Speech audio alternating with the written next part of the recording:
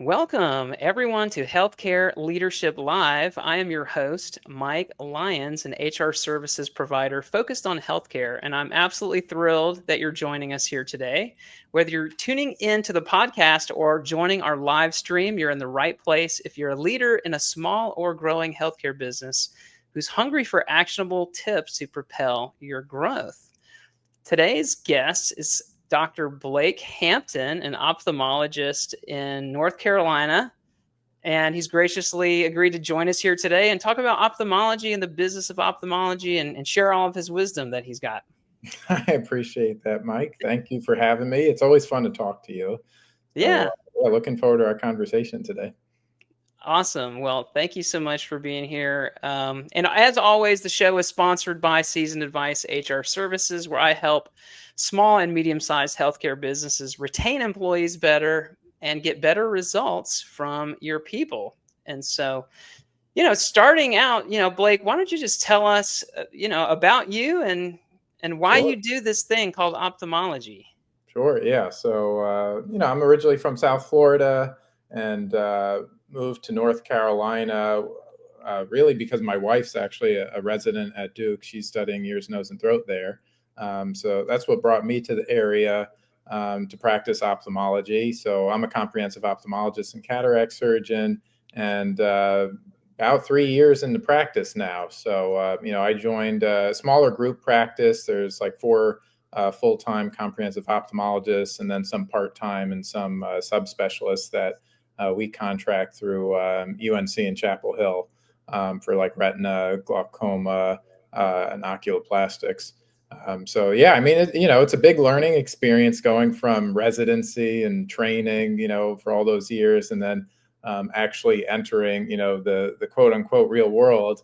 I've definitely learned a lot over the last few years. I don't know how many pearls of wisdom, I'll be able to share with you, but I'm happy to dig into it. It's definitely something I'm really passionate about, beyond the clinical and surgical side of things, which, I really do enjoy.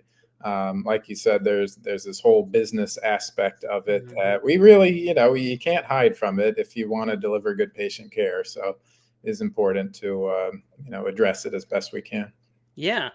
Well, I mean, with that, what's maybe one or two eye-opening things since you have joined private practice that Yes, maybe you didn't expect coming out of. sure. Yeah. So for me, I did my residency at Nassau Medical Center in Long Island in New York, Mhm. and it's a county hospital. There's unions. Expecting the people working there to really go above and beyond, the call of duty is not realistic. Mhm. It's just the reality of it. And I figured going from that environment to a private practice, you would just there would be more of a meritocracy. There would be like inherent efficiencies, and unfortunately, that's not necessarily true. We have similar issues contending with human behavior, as we've discussed before, just reimbursement cuts and staying competitive wage wise with industries outside of medicine. It can make it difficult to hire, train, retain, good staff. And, obviously super important what you're doing is we certainly need help with that. So I'd say that was a big eye opener for me. I was just expecting like meritocracy, efficiency, everyone, really doing their best to take care of the patient. I'd say that was probably number one. Other eye openers, let's see. Um, I think, for anyone who's starting out in practice, you're going to have your own biases, conceptions of how things should be done. And it's good to just be open minded. Different people do things different ways. Everything's got its pros and cons. And, you're going to continue to learn and absorb things, kind of discard things that you tried that didn't really work. And that's all part of the process. So, maybe I had this expectation that like once I hit practice, I just like these were the ways I was going to be doing everything. And the reality is it's much more of a continuous process. Mm.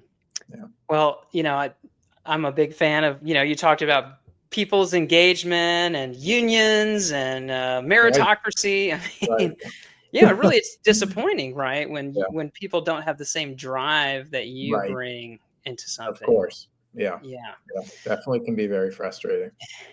Are there any? Or have you picked up any nuggets, or have you tried anything in practice that you think helps with the team around you? Because in ophthalmology, Right. you've got this team around you, and you really rely on them. Have there been any things that you've been able to figure out to help bring motivation up maybe a little bit, or engagement of the team? It's little things that you could easily ignore, Mm, that I do think make a big difference. It's like tending a garden. You just have to like periodically like check in and see like how are mm, people doing, like beyond just like what's going on at work. Like it's very easy to just focus on all the negatives. These are the things that were not done. They were not done correctly, and mm. we need to address these. But the reality is everyone has a life outside of the clinic, and of course, I think the classic attitude to that is check all that stuff at the door, but it's easier said than done. We're Mm. humans, and naturally people are going to bring some of that stuff inside with them. And I think the better way of addressing it is just being open about it, talking a little Mhm. bit about that stuff outside, rather than just like trying to suppress it, ignore it, or sugarcoat it, and just like try to focus on, because not everyone can compartmentalize as well as a typical like ophthalmologist or surgeon. It's like we have to be able Yeah. to be really good at that. And so we have to acknowledge that some of Mhm. that is going to um, impact the day to day. And I think people do appreciate when you actually check in on them and talk more about what's going on with their life, and how you could potentially help a little bit maybe. Yeah, you're so right. That's something that I preach a lot, is connecting with your team. And you're talking about positivity, but not toxic positivity, right? Right. Right. We're gonna get real and like, hey, what's going on? And you're exactly right.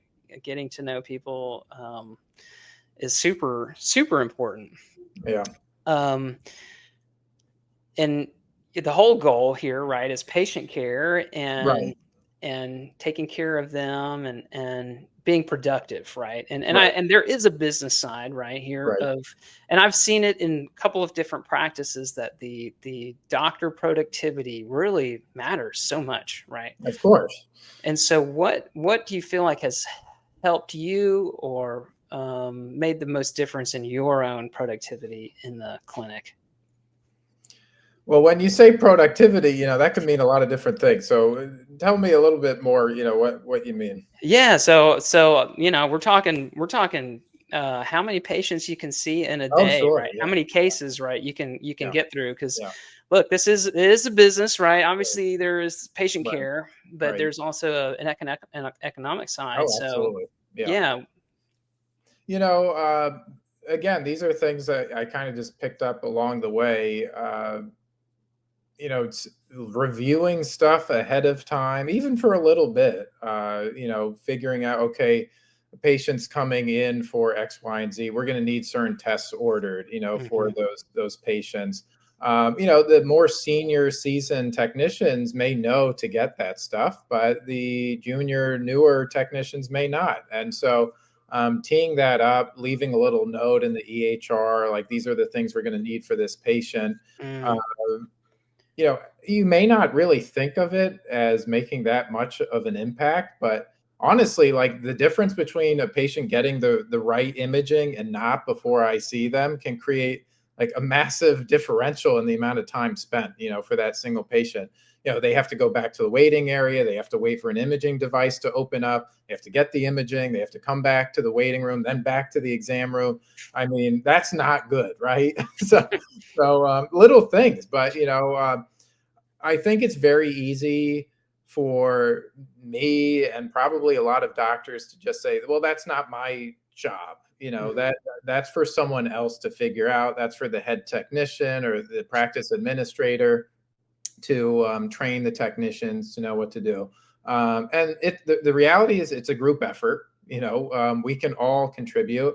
At the end of the day, the clinician is going to be the one determining, what tests need to be done or what tests they want to be done. So, how far removed should I be from that? It's like, so I do think it helps to review stuff ahead of time. Look at the clinic schedule. Even for my OR schedule, I think some docs do this, some don't. But like for example, I've got my packet for Thursday. I'm operating, and I'm going to order the cases from easiest to hardest. And Mhm. some people like to knock out the hardest ones at the beginning. The way I see it is like, let's leave the potential, like, variable length cases to the end Mm. and just get us all in the swing of things. I'm all about entering that state of flow. And, the sooner we get into that state of flow, the better. Mm. So, I feel like that helps get the OR running smoothly. And then, clinic, it's easy for us to get bogged down, but I don't want to talk too much. I'll let you take the mic. No, no, I'm digging it up. What I was thinking about when you were talking was what I have seen in ophthalmology is there's a lot to learn for the technician, and Absolutely. that's a good thing, and it's a challenge. Right. The good part about it is it offers an opportunity for them to have sort of advancement and career growth, right? Right.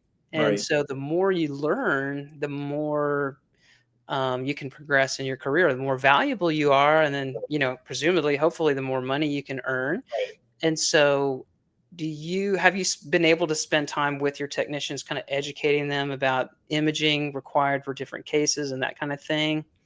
So that is really something that I'd like our practice to do better. Mhm. Really, and I don't, you would probably be able to speak to this better than me, but I think an ideal workflow really would be like like a brief pre-clinic huddle and like a post-clinic huddle. Really pre-clinic, like what are we in for? Who's doing what? Everyone kind of like just getting locked in. Mm. Almost like, and I'm not like a huge sports person, but it's like for an effective team, almost everyone like, you have your whole spiel in the locker room, you get out on the court, right? You've got a general game plan. And then afterwards, it's like, okay, some things did not go according to our plan. Let's review, like, why did that not work? How can we support you better? It's easy for me to see a mistake and just say, that's your fault. You need to Mhm. fix that. But maybe there was some other variable going on that actually resulted in that mistake happening. So it's very easy to just like point the finger or have that like knee jerk response, like they need to do better. But we don't necessarily have the full picture. And I think the problem with like not addressing those things fairly real time is that it just gets left at the wayside, and it winds up propagating itself. And I think those huddles are great times for education, on, okay, you're having difficulty getting like good quality scans. Can someone here, show you how to get better quality scans? Mm. Because again, the result of lack of education is poor patient care. They wind up having to go back to get repeat images, et cetera. Thankfully, the technicians that are typically in my team, they've been doing this for years. So I'd say their education level is already excellent. And really, they are the ones that are oftentimes charged with educating the more junior, Mm. team members. And obviously, it's nice for them to help in that role, but I do think sometimes it would be best to have me or the clinician Mm. really giving them the theory, because no one's going to understand the theory better. Because really, it's like when you don't understand the why and you're just doing it, how satisfying is that? And technicians have told me, they want to understand why we do the things we do. And really, I love to teach, so I'm happy to do it. But we really need like protected time to do that. And I think the issue is we all want to just stay on the hamster wheel, and just like generate that revenue. But if you don't get off the hamster wheel to like actually look at the thing and say, you know what, we could probably fix few things on the wheel so that when we get back on it, we can actually be more productive. Then I think we're oftentimes getting in the way of ourselves, just, constantly trying to squeeze in as many patients and not having that protected time to Mhm. actually, review things. Well, you said you weren't sure that if you were going to have any nuggets for me, but what you just said there had a lot. You had a lot in there, right? So, I've definitely seen huddles used really effectively. Mhm. It's a great opportunity to educate the team and give insights. Medicine is one of the coolest businesses because the how often do the staff get to work directly side by side with the subject matter expert, right? So Right. the technicians get to work with the doctor, and there's an educational thing that happens there, and there's like a really cool learning and a relationship that gets to happen. I love the after clinic thing because that's a great time to give the kudos and the appreciation and the look at what could have gone better. And man, now you're on a real flywheel of like learning and getting Right. better. And Right. and so, yeah, I think right there, you drop some knowledge bombs, and the why. Yeah. You're exactly right. People need to know the why, and when they don't understand the why, that's when they're suggesting things that don't make sense, or they take the patient through a flow that doesn't Right. work. Right. Right. And so, yeah, my hats off to you, for trying to take that mantle on, of education, because I really believe that your team is going to really enable your productivity. Definitely. Um, you know, Absolutely. so yeah, you've learned a lot here. You've in private practice, Mhm. and I'm thinking about doctors coming out of residency, Right. and maybe they're thinking about what path. Do I want to go work for a hospital, or what kind of business structure do I want to get into? Right. Have you, I don't know, what are you hearing from younger doctors coming out, as far as their satisfaction with the situations they've come into, and Right.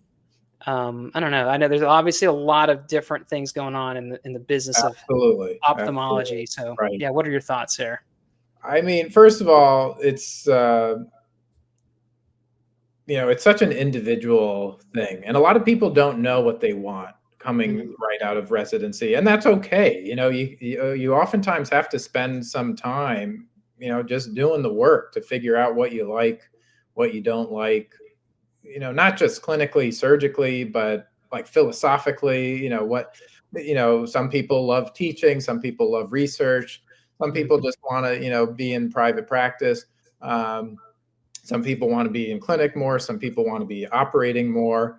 There's so many facets to it. And so, no one size fits all, right?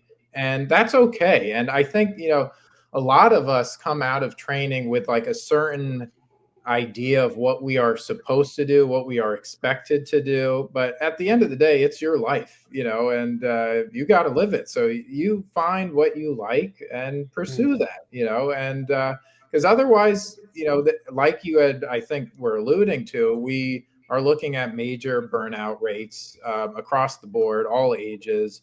What I'm hearing is that people who are entering and graduating medical school are not even necessarily thinking of going into medicine, practicing medicine full time. Like a growing proportion of them mhm, are just getting the degree and then doing something else, mhm, which there's a reason for that, right? The scales have shifted, the economics have shifted, the quote unquote prestige of being a physician, is not what it used to be.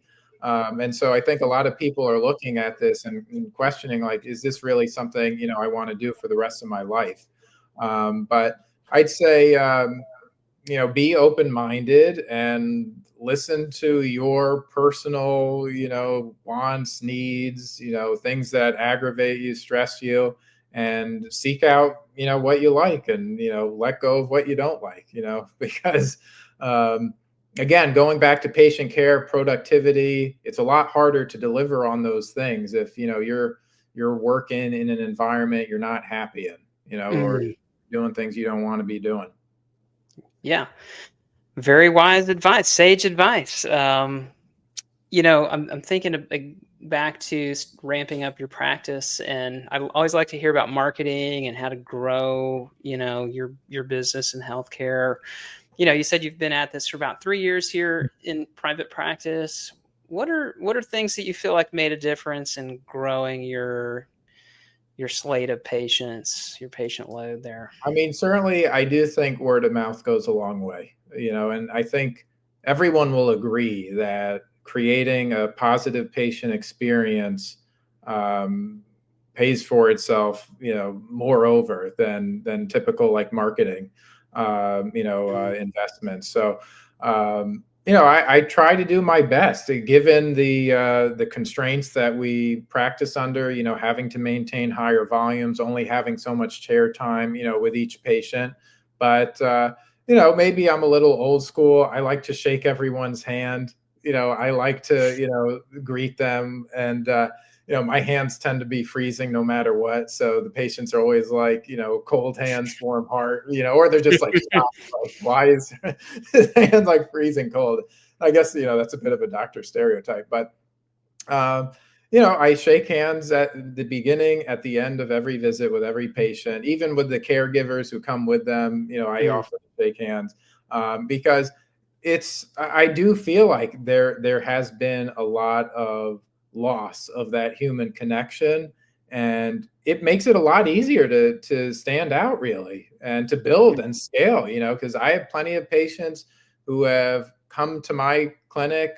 They had previously been followed with another doctor, and they're like, you know what, I'm switching to you. And I'm not like trying to step on toes or steal patients or anything, but you treat patients with respect, treat them the way you would want your own family members to be treated.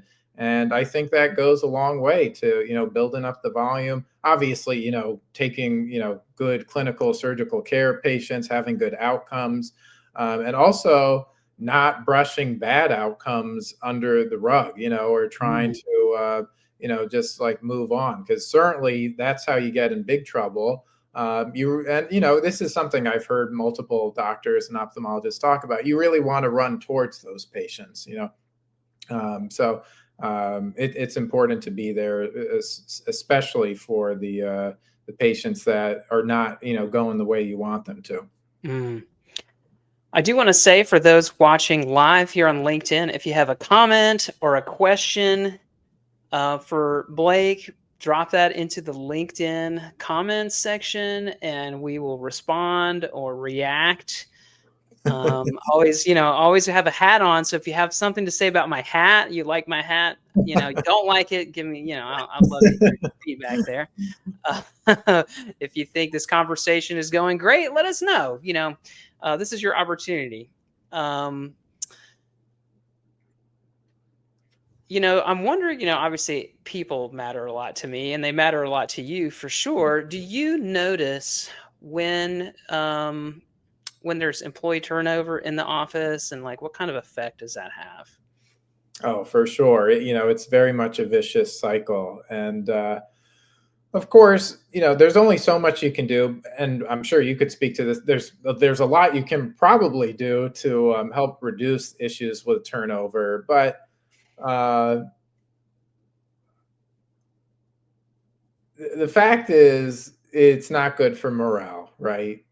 To see people coming and going. Mhm. Um, And so, of course, you want to understand the reasons behind why individuals are leaving. Everyone has, their own reasons, and Yeah. it's not necessarily a poor reflection on their experience or the practice. They could be leaving for legitimate reasons. Maybe they have a better career opportunity. Maybe their spouse is moving or their partner, whatever it is, and so they have to move. And I think there is a good way to send off employees or team members um, on a positive note, and leaving the door open. We wish you well in whatever you're doing in your endeavors, and we had a great experience with you, and we're happy to welcome you back to the practice. as opposed to, some people taking it personally and saying, well, if you're leaving, I never want to see you again. you know and of course there are times where it's not a good fit, there's not good work ethic, we've tried Mm. again, and we're just not getting, that's a different situation. Yeah. But I think it's important to dissect, like, what is that turnover actually. You could easily paint it as, oh, it's bad, turnover 100% of the time is a bad thing. Well, not necessarily. I mean, people, there are legitimate reasons for people leaving and coming and going. So, it's easy to kind of blanket statement that, Mhm. but in general, I would say too much turnover, definitely bad for morale. Not, we want to do what we can to mitigate that. Okay, very good. Um, um, there's innovation happening in ophthalmology and new technology. What are some technologies that you're using or that you're thinking about that you think are maybe necessary or at least helpful in your practice or potentially helpful that are kind of most interesting to you right now? Yeah, so I mean, of course, first history has kind of been this thing that I've been working on for a while, and I appreciate you tuning into the webinar yesterday, and I got that posted up on LinkedIn for anyone who's interested. But it goes back to that patient experience. Technology can be used to improve patient experience, practice, efficiency, productivity. I'm a millennial. I was born and raised in the digital age, and so for me, it's intuitive. It makes sense to incorporate these tools.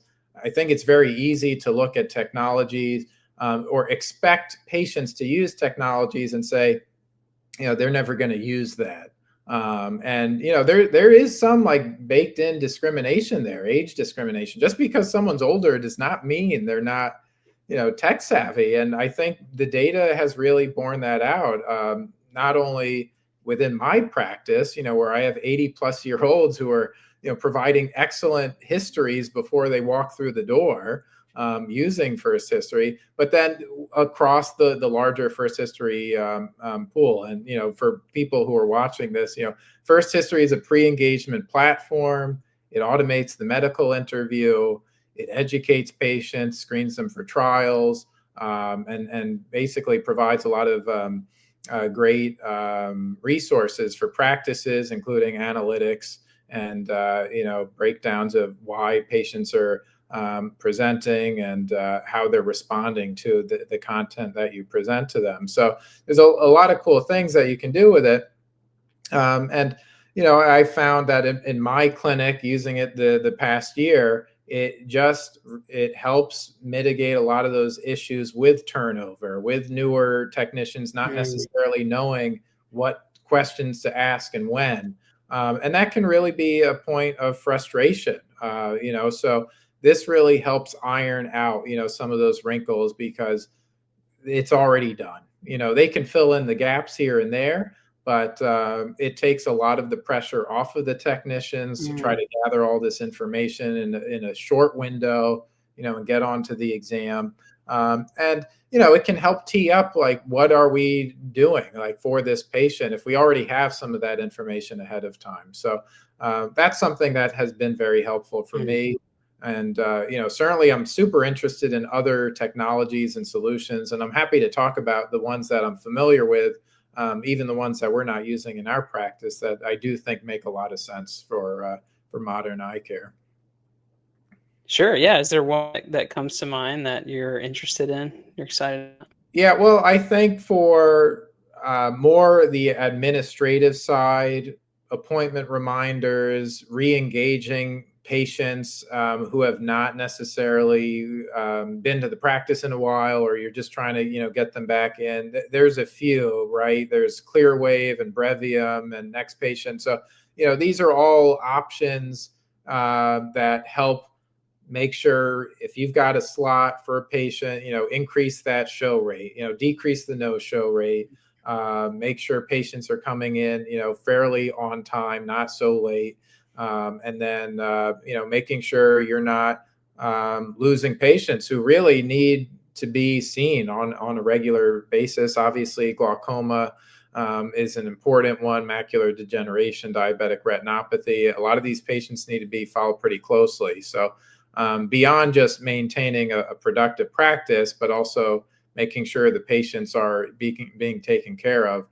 These are all areas where technology helps, and of course, it would be nice to have an individual calling every patient for everything every time. It's very resource intensive, so technology can help mitigate that. And frankly, some patients and an increasing percentage of patients, Gen Z, Alpha, Millennials, Gen X to some degree, they prefer, the the digital interface a lot of the time over, a phone call or talking to someone in person. So meet the patient where they are. Give them the option to connect with you the way they like to.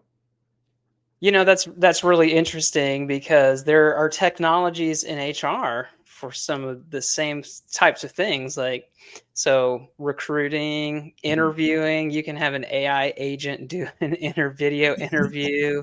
You can onboard. I don't know where for sure with all of that stuff, but one thing I Right, do believe is that our workforce is probably not going to keep pace right, with the demand. And so these tools may seem threatening to current employees, but right, really they're going to help enable growth, right. I think, in the long run. Is that your perspective on that? Absolutely. And I at least I haven't experienced this in my practice with First History. I think the technicians are happy to have like this little life raft, being thrown, you know, um, to the point where they're asking like, why are the other docs not using this? Oh, But certainly I've heard in other scenarios where First History is being deployed, in maybe like an ER triage situation where there's a triage nurse, and now all of a sudden First History is doing some of that work, and yeah. naturally they're going to be threatened by that, right? So Mhm.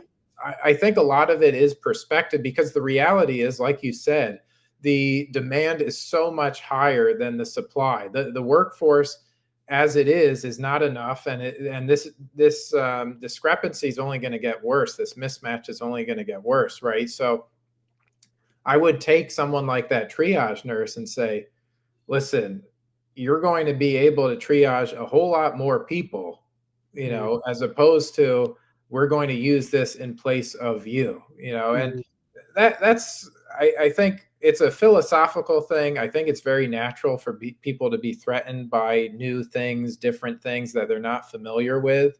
But the reality is we need these resources to augment our workforce. I mean, I honestly, just looking at like 10 years ahead, I'm hearing more about like automated slit lamp exams, automated, like, of course, like auto refractions, but even like manifest subjective refractions. Um, and so we're just, these are the tools we'll need to, serve a higher volume of patients. Let alone the fact that with decreasing reimbursements, that's driving higher volumes anyways, just to maintain, similar degree of profitability. But yeah, I think it's just the reality, and over time, people will look at it no different than an iPhone, Chat GPT. It just it becomes part of the norm, the culture. So mhm. those things are scary, right? Yeah, it can be. It can Yeah, be. yeah, Um, yeah, you kind of touched on something I was going to get into, which is what can practices do like to prepare for the future, right? So it sounds mhm, like technology, maybe one. Also, kind of touched on reimbursement yeah. declines, and I don't know, where does your mind go around how healthcare deals with that, and how private practice maybe specifically copes with that. Yeah. I mean, the reality is certain practices, certain fields within medicine are better equipped to dissociate from CMS based, insurance based Mm, reimbursements. And I'd say ophthalmology parts of ophthalmology anyway are very lucky that we have some of these options where we're not completely tied to insurance, for reimbursement. Of course, naturally, you don't want to sell someone something that they don't need, right? And it only makes sense that people are going to see this as you're just trying to squeeze the patients for every dollar that you can. And so we have to get in front of that, and be like, be honest, right? Be honest about the situation. Like no one asked for decreased, reimbursements, right? If practices want to maintain a degree of profitability that is sustainable in the long term, they have to be looking to other sources of revenue. I mean, you can only cut overhead expenses so much, and the reality is they're growing. Inflation. Right. Employee wages. It's all going up, right? So something's got to give. I mean, people are fleeing, medicine in droves, right? Doctors are retiring early. We're seeing more and more consolidation amongst large group practices, of course, like hospitals, private equity, venture capital backed groups. And I have no doubt that this is not good, for the patient. Mm. That's the reality of it. But it's inevitable that we're going to see continued consolidation as long as the individual private practice is being financially, squeezed the way it has been for so many years now. So, um, what can an individual practice do to mitigate this? Yes, out of pocket services, dry eye, premium cataract surgery, refractive surgery, cosmetics, aesthetics. Mm. But again, not all practices serve those types of patients that would benefit from those um, types of procedures and technologies. So then you really have to start thinking outside the box. Are you going to pivot? Try to do something a little different to generate additional revenue. Um, it's not easy, no matter what. It's not easy, but people will have to find a way, or basically we're all looking at being employed by, large corporation. Mhm. Whether that corporation has an academic, logo, or PE logo, or, large group practice logo. That's what we're looking at. I mean, I'm sure you've seen the graphs, the number of employed physicians over time. Mhm. And meanwhile, the reimbursement rates stagnating and the administrative costs, going through the roof. So this, unfortunately, this is the system where we are finding ourselves, facing. But it'll be interesting to see how it plays out. Yes, and I wish that I had answers Yeah, for you, for you on that. I wish I had answers for all of us here, right? Because yeah, we're all people here living in America who have our own healthcare needs and our own healthcare expenses right, and our own family members who need care and sustainable system that works for everybody. right. There's always TikTok. If you want to become an influencer, I know I know a couple doctors that make more money as TikTok influencers That's a than good point. It's true. I mean, people are definitely, you see a lot more doctors going on social media now, definitely. yeah. So with so much craziness, right? We've talked about crazy packed schedules. We've talked about declining reimbursements, employee turnover. How do you, I'm big on self care. I'm big Yeah. on having balance and looking at your life in a holistic way and taking care of yourself.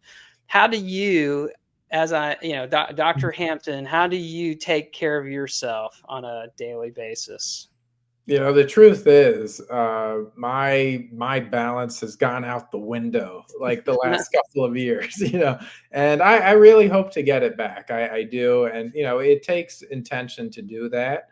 The reality is, my wife's super busy with residency. We've got an 18-month-old girl who I'm obsessed with, Mm, and so some of those priorities certainly took a back seat, and we're settling into, being parents and professionals.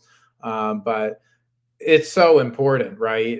To kind of nourish yourself to make sure that you're ready. And really, my daughter has become that that balance, because Mm, at the end of the day, no matter how stressful it's been, spending time with her, really, it fills me up. It's just, it's a great thing. And, um, we're very fortunate to have that in our lives. Of course, the flip side is, waking up in the middle of the night. Thankfully, she sleeps through the night now.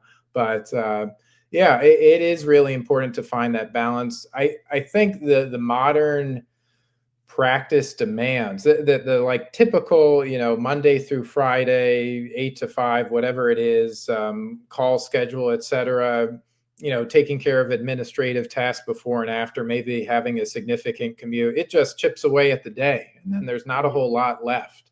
mhm, And you approach practices and say, hey, I want to do a different model, and they're like, well, that's not how we've done things for the last, 50 years. But it's actually not the same model, because there was a time where there was such a higher degree of revenue, mm, and reimbursement rates, that you weren't working nearly as hard.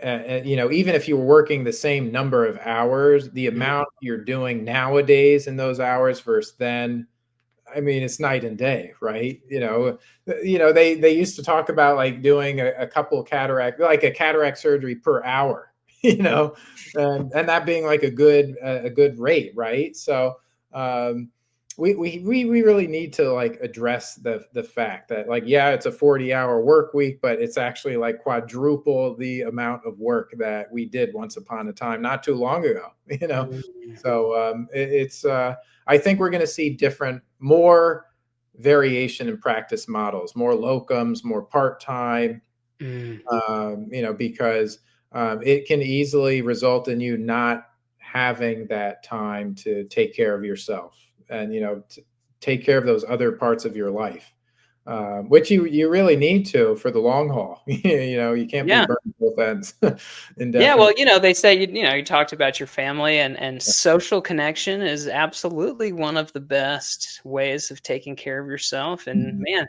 I've got a few kids myself, and that is a wonderful, wonderful way to give yourself purpose and connection. Mhm. And I love it when the kids are behaving and Of course. and they're all home. Right, of But course. I can totally identify with that. And That's so, great.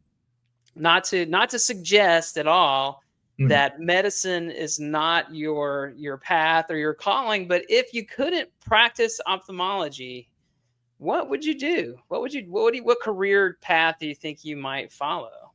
Yeah, I mean, the true, like, heart of heart answer is I really cannot envision myself doing anything besides this, and really cataract surgery. I do find it super satisfying. I was a trained classical pianist for years. I played piano from like age 5, and I took lessons all the way through into medical school, actually, with a number of different piano teachers along the way.